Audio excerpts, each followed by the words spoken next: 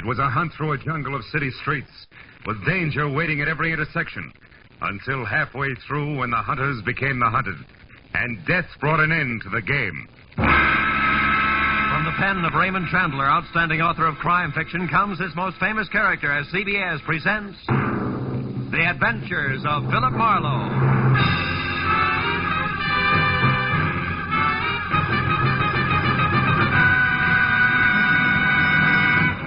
Now, with Gerald Moore, starred as Phillip Marlowe, we bring you tonight's exciting story, The Grim Hunters.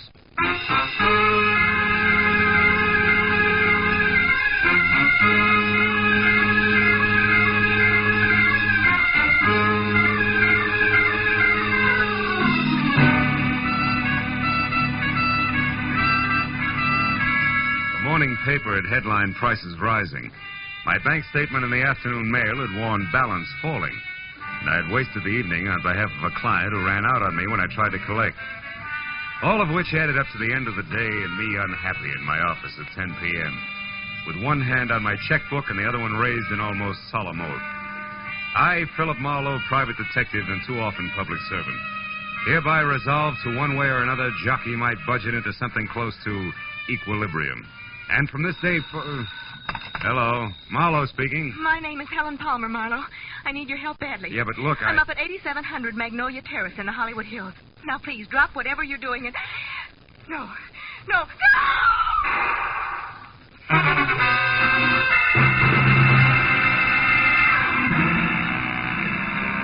I must have let go of the phone, grabbed my hat and coat, opened and closed the office door, piled into my car outside, and raced up into the Hollywood Hills because... The next thing I remember after Helen Palmer's scream was swinging off North Bronson Drive onto Magnolia Terrace. But a minute later, when I screeched to a stop away from number 8700, scrambled out from under the wheel and started on the run for the front door, I was no longer sure of anything. Because the house in question, a stock southern mansion complete with stable boy statue in the gravel driveway, which according to the book should have been as dark and as quiet as the inside of a coffin, was anything else but. And when I got to the oversized bronze door knocker and dropped it hard, I was beginning to doubt that I had the right address. Can I be of some assistance, sir? I don't know. I'm looking for a woman named Helen Palmer who called me at my office. Said she needed help. And a second after that, she... Screamed, huh? Tell me, sir, what is your name and occupation? In that order, Phillip Marlow, private detective. Good for Helen, good for Happy, aren't you? What's going on here? What is this? Why, it's a party, sir. A scavenger hunt. And it looks like Helen Palmer's the Now, winner. wait a minute, laughing boy. I had a call that was interrupted by pistol shots, and I... All just part of the play, sir. Yeah, Helen Palmer had to bring back one private detective. Yeah, you see, Marlowe, each list, aside from the usual hard-to-find objects, had a human being on it. That's right. I had to bring back a Hoover vacuum cleaner salesman, and believe it or not, he's already sold our good host, Thaddeus Grover, the deluxe model. Yes, sir, he did it bad. You see, Mr. Marlowe, Helen Palmer wasn't permitted to actually hire you. That's why she had to pretend to be in trouble. With the net result that I nearly broke my neck getting up here. Mr. Grover, where is Miss Palmer? Well, I don't know for sure, Marlowe. She called just a bit ago and said that she only had to catch on to you and one other item and will be back after that. Which makes her the winner, Mr. Marlowe, because none of us did better than half our list. By the by, you don't happen to have the breech lock of a 57-millimeter anti-tank gun with you. At the moment, no. Nor do I have time for scavenger hunters. Not even when they most cordially invite you in with the finest serving of party-style Southern fried chicken imaginable. Come on, Mr. Marlowe. No, I'm sorry. Oh, come on. Well, Come on. It's delicious chicken. Well, okay, the chicken did it.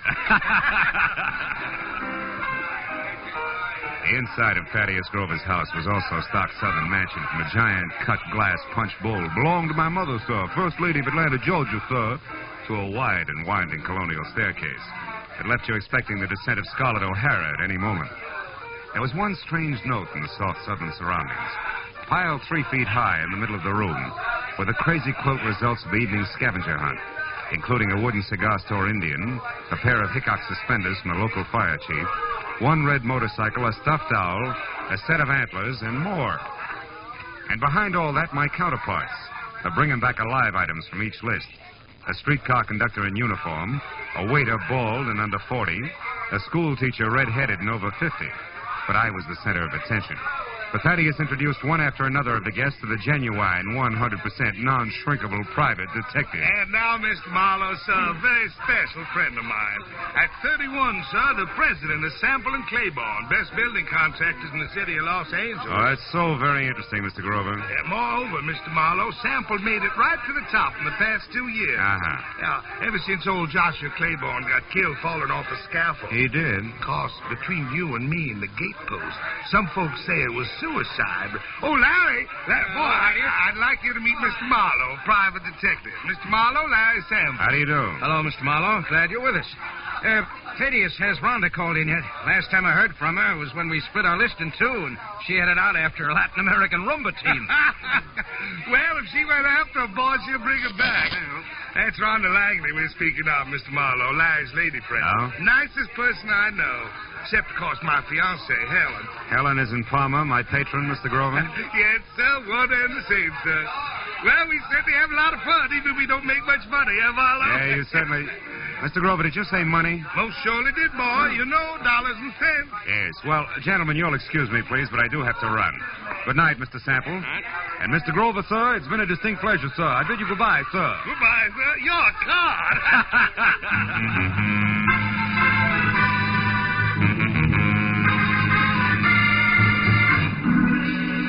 When I got back to my office, which I had left lights on and unlocked, my telephone was ringing.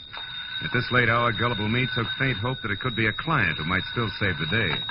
When I picked up the receiver... Marlowe? I let go of that straw fast. Marlowe? It was Detective Lieutenant Ibarra. Marlowe, do you know a girl named Helen Palmer? Hey, Ibarra, don't tell me there's a pair of somewhat flat feet on the ladies' scavenger hunt list. Very funny, Phil. How do you know her? No, not beyond a panic telephone call that ended in a make-believe scream and a couple of pistol shots. All designed to bring me running to a party at 8700 Magnolia Terrace. Mm-hmm. Well, that adds all right, because the only items not checked off the list are a night watchman's badge and one detective private, which must be you, since your name is circled in the classified directory here in this phone booth. Here in what phone booth? Where are you, Ibarra? At a closed filling station on Van Ness off Hollywood Boulevard. Yeah, but wait a minute. Why is the girl's list there with you? Because it's clenched in her right hand, Phil. And she's folded up on the floor of this booth. Dead. Oh, no. 2 bullet holes in her back. Oh, yeah, but Ibarra, her call was a gag. The shots weren't. Anyhow, it looks like a stick-up since the lady's purse is gone, and a wino we picked up. A wino we picked up saw what he calls a curly-headed guy with short legs do it and run. Also, the wino says that the murderer had been hanging around for a couple of hours like he was looking for a well-to-do prospect. Yeah, I know, but it's still kind of strange. Me getting that call, I mean. Well, I'll drop around to headquarters tomorrow morning, Lieutenant, if you need any statement from me. I think you'd better make that tonight, Phil.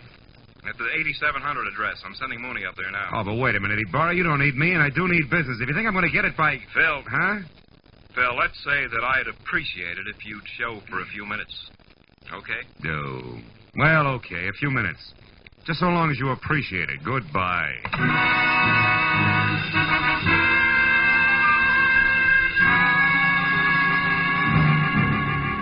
Driving back to Magnolia Terrace, I used Detective Lieutenant Ibarra as an oversized whipping boy for the day's disappointments. So when I finally braked to a stop behind a half-parked squad car, which meant that Police Officer Mooney was already on hand, I was about back to normal. But then in the next quick moment, I forgot all about Ibarra because in the shadows ahead, sneaking away from a side entrance to number 8700, looking as guilty as Lucretia Borgia leaving a corner pharmacy, was a young lady, brunette and beautiful. She hurried directly to a gray Nash parked in the rear and, without looking back, climbed in and took off.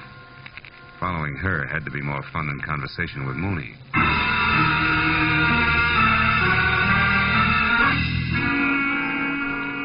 10 minutes later, the lady came to a stop in front of a dark, politely landscaped cottage on North Ogden Drive. In another 2, she was inside and the light was on. When I got to the front door and leaned against the bell, a card over it said that this could be one Rhonda Langley, Mr. Larry Sample's girlfriend. But that same card also gave another name, Helen Palmer, the lady dead in the phone booth. I rang again. When the door opened, it was the brunette, still beautiful. Only this time, something had been added. In her right hand, a .45, ugly and pointed straight at my head. What do you want? One straight answer, Miss Langley. Why did you run away from 8700 Magnolia Terrace? And a cop with routine questions. Wait a minute. Who are you? How do you know my name? I'm a private detective, labeled Phillip Marlow. Item number 8 on the late Miss Palmer's list. I know about you because I've already been to Thaddeus Grover's party. Now, after you put this gun away, we'll get back to my question. Why'd you run? Come on, talk, lady, now before I yell copper. Well, all right. Come in. Thanks. Mr. Marlowe, I don't think Helen Palmer's murder was any run-of-the-mill robbery. You don't think what? I stayed just long enough to hear the policeman say Helen had been killed. Oh. When I got to your welcome mat, I was greeted with a .45. Talk some more, Miss Langley. Real plain Well, like, all right, huh? give me half a chance, will you? I didn't say anything to the police about this because I don't want to do any damage before I'm sure about a few things. Like what? Like the kind of a mess that Helen was in. Mr. Marlowe, I need help. I've got to know some facts. Please, will you work for me? I'll pay you anything. Well, at this point, let's call anything 25 a day in expenses, huh? About Helen and the mess you spoke of, how much do you know? Very little. Only that I think Helen was blackmailing somebody. Somebody who was at the party tonight. Like Grover, your boyfriend Larry Sample? I don't know. Oh, you've got to believe me, Mr. Marlowe. Well, all right. For the time being, I will. Now, first of all, how'd you latch onto this blackmail? Well, yesterday morning, I accidentally overheard Helen talking to someone on the telephone. She spoke of a payoff that was to be made at Thaddeus's party. I don't know who she was talking to, but she warned the person not to try anything rash. As in murder? She didn't say. But she did say that she'd already airmailed a letter to her lawyers in San Francisco that would protect her from any harm. And she laughed about the scheduled scavenger hunt and hung up. Mm-hmm. You said nothing to her about this, huh? Oh, no, I was afraid... All right, the letter to San Francisco. Did you see her mail it? Well, I mailed it myself earlier in the day, along with one of my own. Mm-hmm. I didn't think about it until after her call, when she pointedly asked me if I'd remembered to mail a letter. My letter, that is, which she knew that I'd written to an aunt I have in Passaic, New Jersey. Well? Well, that's the whole story. If you want me, I'll be over at Thaddeus's place. Thaddeus? Yes, he was in love with Helen. Yeah. Maybe she was returning that love with blackmail. What do you think, Rhonda? I don't know. The thinking is now your job, Mr. Marlowe. When I left Rhonda Langley and started back to my car as a bona fide private detective with clients, I wasn't sure whether or not I was happy about the whole thing. A second later, at the sight of a man in the dark ahead, half crouched behind a tree, I quit deliberating the point and got ready for trouble because, from what I could see, the gentleman in hiding had both the curly hair and very short legs that Ibarra had mentioned as a sign of Helen Palmer's killer. I kept walking straight until I was abreast the tree, and then I pivoted sharply. Took one step toward him and swung! Come on, brother. Why, you dirty... You haven't got the time. They believe me. Enough, fella. Enough. Will you leave me alone? Sure. Sure I will, after you start talking. Now, get up. Okay, don't hit me again. I'll talk. I'll tell you everything. Hey, look there. No, don't! Oh, that lousy nut.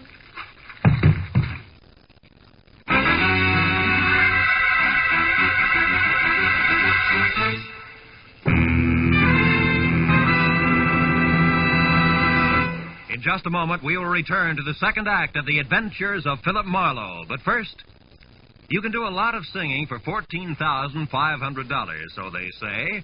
And tonight, some CBS listener may be able to speak with authority on the subject because $14,500 is what's waiting for whoever can solve the mystery behind the new Phantom Voice on CBS's great Saturday night quiz game, Sing It Again. Listeners from coast to coast will be quizzed by telephone about the new Phantom's identity. And they'll also be given a chance to win one of the other famous prizes for solving the riddle songs which feature Sing It Again's hour of Saturday night fun. Here's Sing It Again on most of these same CBS network stations tonight and every Saturday night. Now, with our star, Gerald Moore, we return to the second act of Phillip Marlow and tonight's story, The Grim Hunters.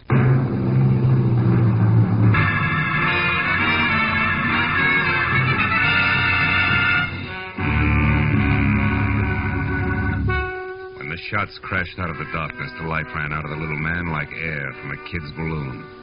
I couldn't figure exactly where the shots had come from, and I stopped trying when a pair of spiked heels clicked fast across the concrete driveway between me and the house. Then a motor started, and a second later, a car roared by with Rhonda Langley at the wheel. I yelled at her to stop as she went by, and ran out in the street after her and yelled again at the retreating car. But she ignored me. When another car came around the curve behind me, I tried to flag it down, but the driver didn't even slow up. So I just stood there while the two cars twisted out of sight down the winding street. leaving nothing but silence and a lot of unanswered questions hanging in midair. I walked back to the corpse, went over it carefully. But there was no identification, nothing but a gun to indicate how he fitted into the screwy mosaic of murder, scavenging, and blackmail. I went inside to call Ibarra, and 5 minutes of tracers, relays, and busy signals went by before I finally got through to him with my news about Helen Palmer's killer. What? Where are you, Marlowe? In a house on Ogden Drive, 4310 North. Was shared by Helen Palmer and my new client, Rhonda Langley. Uh-huh. Did she kill my suspect, Marlowe? It could be. She left here in a big hurry. Another thing, Ibarra, there's more behind this business than robbery. Like what? Like blackmail. Maybe so. We just found the Palmer's girl handbag in a trash can. Nothing left but a lipstick and 2 letters. Incidentally, one is addressed to your client, Rhonda Langley. That figures. They shared the house, so Helen happened to pick up the day's mail. What's the other letter? It was one returned for insufficient postage. They forgot that airmail is 6 cents these days. Oh, return. Wait a minute. Is that letter addressed to a law firm in San Francisco? No, it's addressed to Sophie Kilberty. Sophie Kill who? Kilberty of Passaic, New Jersey. Why? Well, Ibarra, listen. Helen was blackmailing somebody, and she covered herself by mailing a letter to her lawyers in San Francisco. Mm-hmm. If that letter was returned for insufficient postage and the blackmail victim knew it, he'd have no qualms about killing her, right? Sure, but the letters were in Helen's purse. Oh. Don't you think she'd have known her protection was gone? Phil, I'm going to put out a pickup call on your client. And you get on down here so we can go over this mess one step at a time. Where's here? Still at the gas station on Van Ness off Hollywood Boulevard. Okay, Ibarra. How long are you going to be there? Just until Thaddeus Grover shows up to identify the body and give me some answers personally about that scavenger hunt he threw tonight. What about this curly-headed corpse I've got here? Have you gone over him? Yeah. Nothing but a gun, some small bills on him. Then he'll keep. I'll expect you in a few minutes. Okay. So long, Ibarra. When I put down the phone, I was convinced that a big switch was due any minute because finding those letters in Helen Palmer's purse made a lot of sense in one direction and not a bit in another. I could have made more heads and tails by flipping a ball bearing than I got out of the facts Ibarra had given me. Just then, the shadow of a man slid up the walk. I heard a pair of feet mount the stairs, 2 at a time.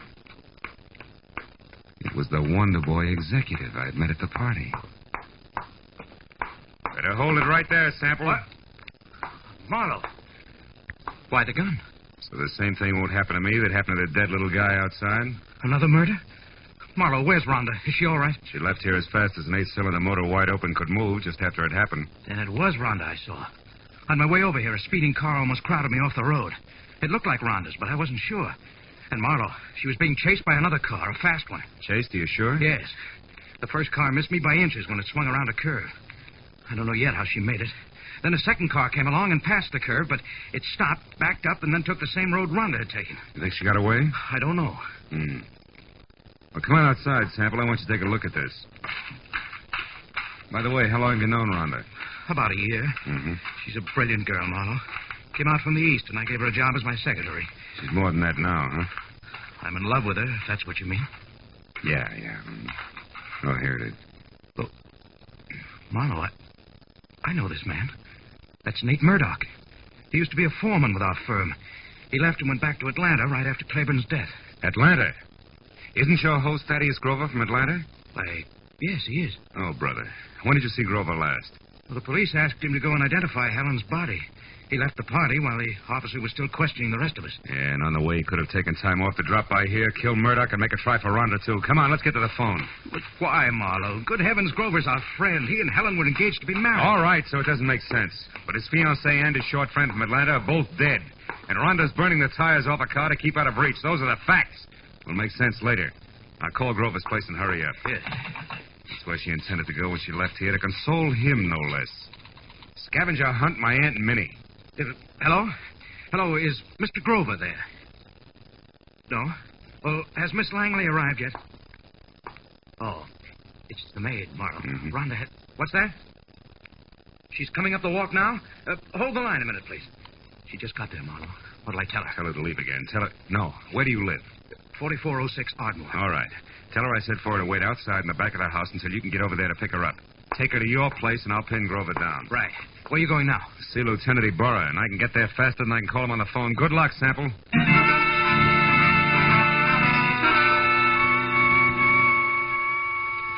Sample was repeating my name over to Grover's maid on the phone as I left. And a few minutes later, at the mobile gas station off Hollywood Boulevard, I found Ibarra looking sardonic in the blinking light from a flying red neon horse above his head as he flipped through a stack of papers on top of an oil drum. It's about time, Marlowe. Where's that client of yours? Now, wait a minute, Ibarra. I had her pegged all wrong. She's a pigeon. Has Thaddeus Grover been here yet? Just left. He's quite a character, that guy. You didn't let him get away alone? Yes, he was... What do you mean, get away? Ibarra, there's a big connection between Thaddeus Grover and Murdoch, the guy who killed Helen. Now, Grover might have hired him for the job, and now he's trying to get Rhonda. Now, Marlowe, how does that figure? It doesn't, but so help me, Ibarra, that's the way it is. Well, Grover was heading for his friend Larry Sample's house, and he left. Happened to know where Sample... Holy smoke, that's exactly where I told Sample to take the girl. 4406 Ardmore. Well, that's great, Marlowe. They'll all be together in one place. I'll pick up the whole crew, and right now. You're going to pick up the pieces, you mean? You think there'll be a showdown? Any minute, Ibarra, it can't miss. Okay, so we'll take some firepower along. Hemagalda, Gray, let's go. Come on, Phil. Now, look, Ibarra, maybe Sample hasn't gotten home with Rhonda yet. I'll go up to Grover's and try to head them off, okay? Okay, Marlowe. But if you get them before I do, bring them in, and no alibis. I'll see you.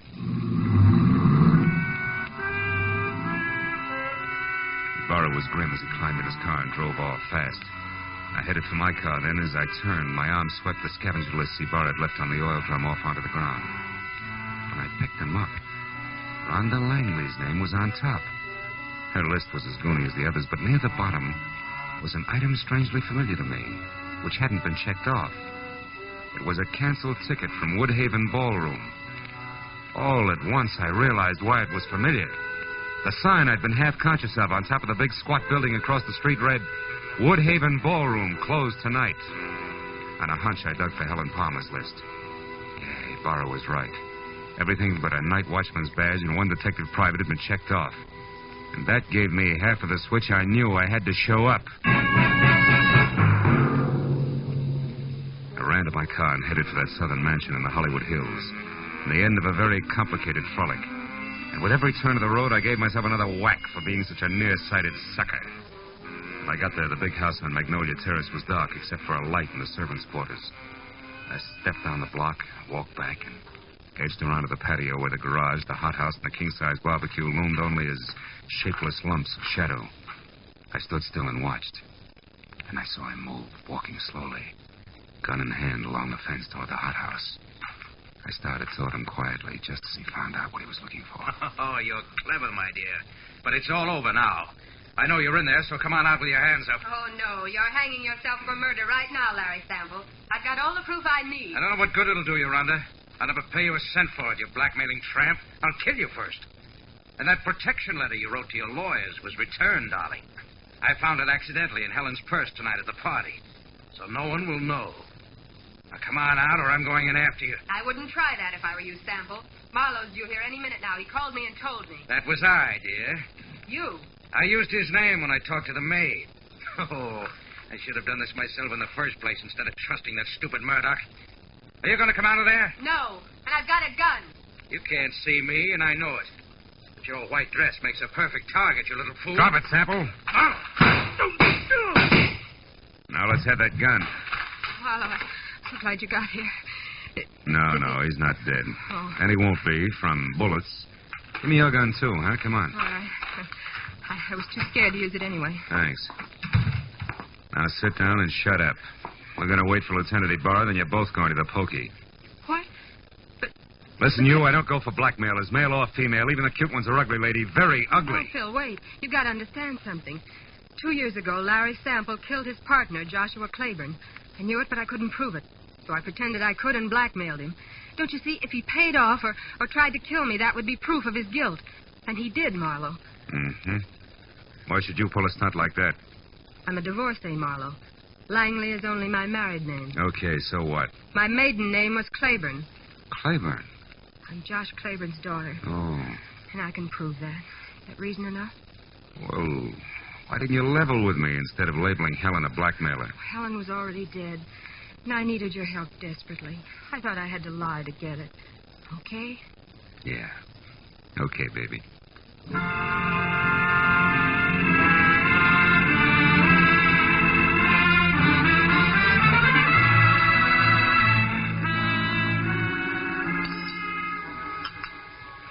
Anyone care for more coffee?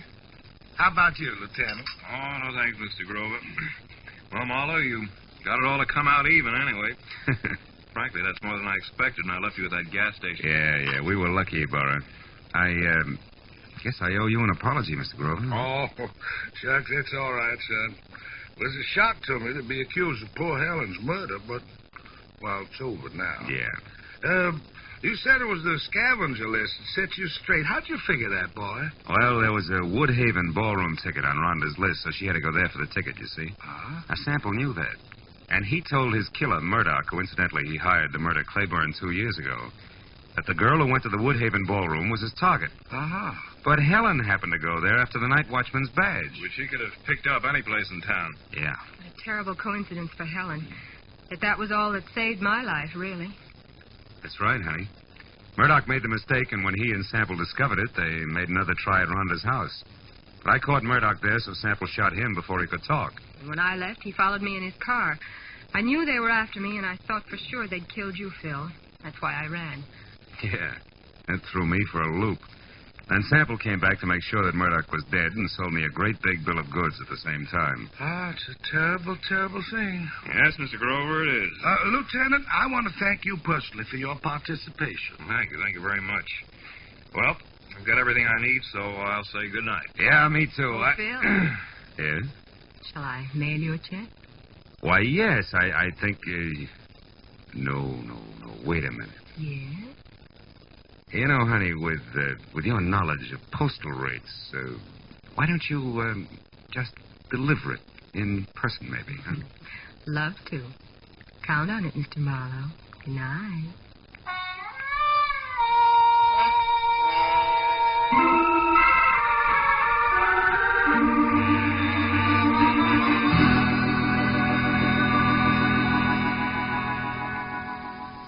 I drove down from the Hollywood Hills with a check warming my wallet and the echo of a soft invitation warming my imagination. You know, that was quite a party at Grover's house. Scavenger hunt. People determined to have a good time even if it killed them. You know what? It did. I know another game. Associations. It goes like this. Grover's party. Rhonda Langley. Rhonda... Date. I wonder if she likes baseball.